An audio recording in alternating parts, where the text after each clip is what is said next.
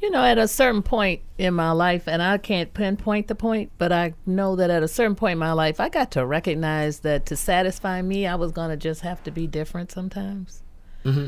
And I remember my father, when I was a kid, he would say, "You just do these things to vex me." And I would say, Dad, I really wasn't even thinking about you. I Hmm. was doing what came up in my head, and I didn't have a question as to whether or not, this was going to be something you liked. It didn't dawn on me to think of that because I was thinking for myself, to do for self. So I've just always had that somewhere in there, in the middle of being raised Baptist and being raised by two parents from the South, and being in the midst of the whole civil rights, and then black rights, and then the Vietnam anti-war, and then the women's movement, and all these movements that I have grown up in and participated in, or been moved by, Hmm. influenced and affected by. All of that served to create the environment and the support to allow me to just continue to, find my way on my own path. Um, it is true that there were times when people made remarks, made critiques, gave advice that kept me from following a certain thing at that time, making me doubt myself or doubt the decision or whatever. But in the end, I'm still here and I'm still me. And had a college friend, sister I hadn't talked to in lots of years since we graduated from college, and she called me maybe a decade ago or something. And she said, we talked to catch up. And then she said, "Njia, do you feel like you're a success?" And I started to immediately say yes. And then I hesitated because I started thinking about what her concept of success would be and whether or not she would see what I was living as successful. Because a lot of my friends had much more of a middle class, upper class intention or definition for success. And but even after I thought about it, I said, "Yeah, I really do." She said, "Well, what makes you feel successful?" I said, "Because I'm able to take care of myself and my family and still be me. That I've been able to carve out a lifestyle that feels true to me, and still, succeed within the economics of America to stay somewhat stable."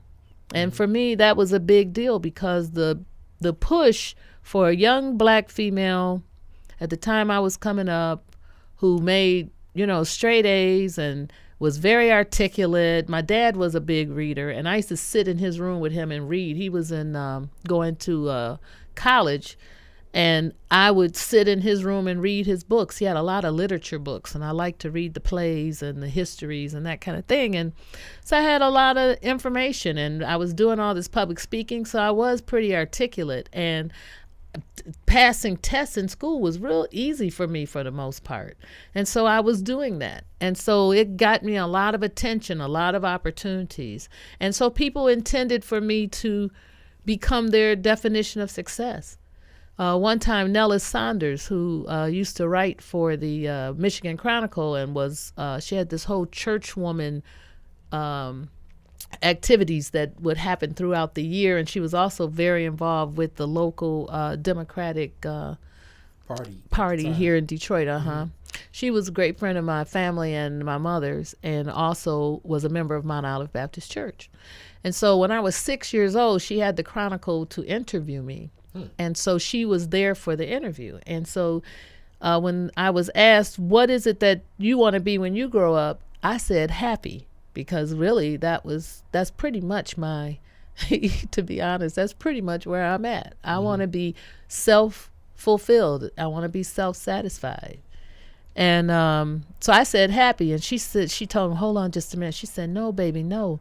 A smart little girl like you've got to be looking at, a doctor, a lawyer, engineer, something like that." Well, nobody in my family or in my immediate environment were those things. And so I was trying to figure out. So I remembered, Perry Mason and Judd for the Defense, and, looked like they were very successful people, but were also freeing people and helping people. So I told her I wanted to be a lawyer, and I kept that going all the way till I started college. Because that was the mindset of that time, was if you had these skills, if you had this articulation, if you were making these good grades, if you had the capacity to move in these societies successfully, then we needed you to become one of these things who would be, the ebony image for our people.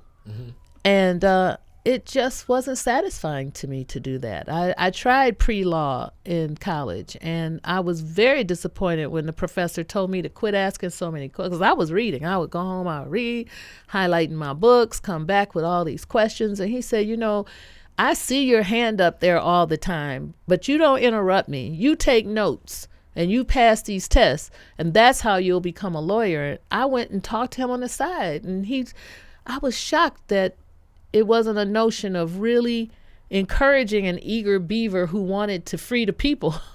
That wasn't his mission. And so I had to come to some understandings and realities about American society, and what I had to define for myself what this game was, and to figure out how I was going to exist within it and still feel that I was being true to me.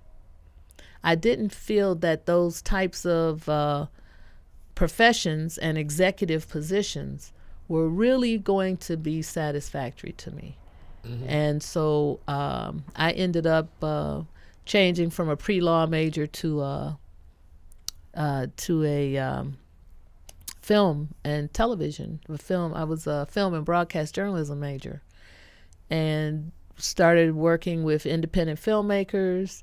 Started going extracurricular to the shoelays that were in the area there in D.C. I went to Howard, and so the shoelays that were there, and started getting culturally more astute, which is what I thought Howard was going to provide me. So I was so happy when I found these people who were dedicated, committed to the advancement of the people and to adopting cultural knowledge and lifestyles.